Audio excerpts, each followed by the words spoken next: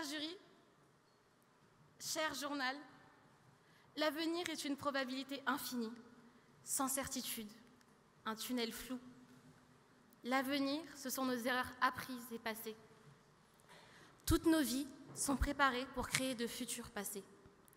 Lorsque j'étais petite et que l'on me racontait des histoires, celles-ci se terminaient toujours par « et ils vécurent heureux et ils eurent beaucoup d'enfants ». J'y ai cru. Et aujourd'hui, plus beaucoup. Depuis quelques années, je vois, je vis, je fais partie des gens normaux. Je ne m'en suis jamais rendu compte. Je suis devenue réelle, j'ai grandi. Je ne crois plus aux histoires, je ne crois plus aux fins heureuses. Mais sincèrement, vous y croyez, vous, à ces histoires ? L'avenir, c'est grandir. Les relations, les grandes amitiés, les grandes et petites histoires. Quand on a 17 ans, âge de découverte et de devenir, on apprend ou pas vraiment. Et puis un jour, on rencontre la personne, son prince charmant. Parfois, pas si charmant que ça, mais c'est le premier. Une grande et très courte histoire débute. Et puis, du jour au lendemain, c'est fini. Il y a des histoires que l'on vit, sachant qu'elles vont nous faire du mal, mais ne pas les vivre serait encore plus douloureux. L'avenir, c'est avancer, parcourir la vie, sauter des obstacles, avancer. Avant, lorsque j'étais petite, je râlais pour de petits problèmes.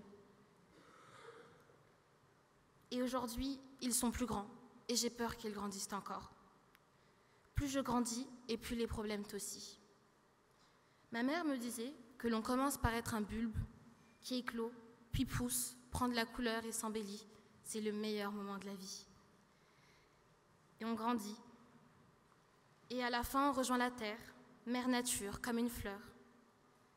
Grandir, c'est sortir, s'amuser, penser à son avenir, ce que l'on va devenir, s'aimer, aimer la mauvaise personne, avoir des amis, sortir seul aussi, prendre son sac, monter dans le métro sur un coup de tête et rentrer le soir en ayant découvert une partie de la capitale.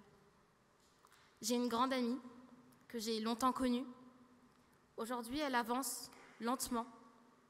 À un moment dans sa vie, elle a dû subir le regard des autres, les moqueries des autres, l'harcèlement des autres, qui aujourd'hui font encore partie de sa vie. Même si ça fait 10 ans que cela est passé, c'est comme une trace marquée ta vie que l'on ne pourra jamais effacer.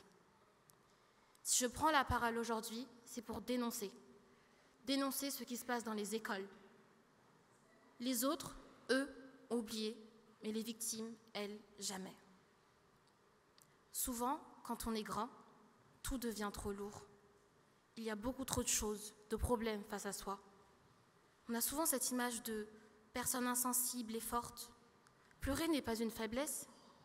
Cette image des adultes qui n'ont pas le droit de pleurer est complètement fausse. On a le droit de pleurer, ça fait du bien et du mal à personne. C'est ça, avancer, accepter ses faiblesses. Avancer dans la vie, c'est aussi parler à haute voix. Affronter ses démons, ses pensées et sa timidité. S'affronter soi-même, se battre contre l'invisible. Car la petite voix, au fond de moi, au moment où je vous parle, hurle mes erreurs, mon passé, et elle continuera de me lancer ces petits mots destructeurs.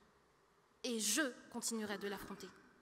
L'avenir est incertain, alors marquons nos jours de traces inoubliables. Évoluer, c'est être sensible et s'intéresser au sujet des grands. Le 8 mars dernier, la liberté des femmes de recourir à l'IVG a été inscrite dans la Constitution. Non, ce n'est pas seulement un sujet de grands, c'est un sujet qui concerne tout le monde, l'ensemble de la société, tous. Et je pense que c'est une très bonne idée de nous avoir sensibilisés, nous les jeunes, car aujourd'hui, je suis face à vous et je vous en parle avec mes mots. Il y a cette flamme au fond de vous qui crépite, qui s'allume, qui brûle.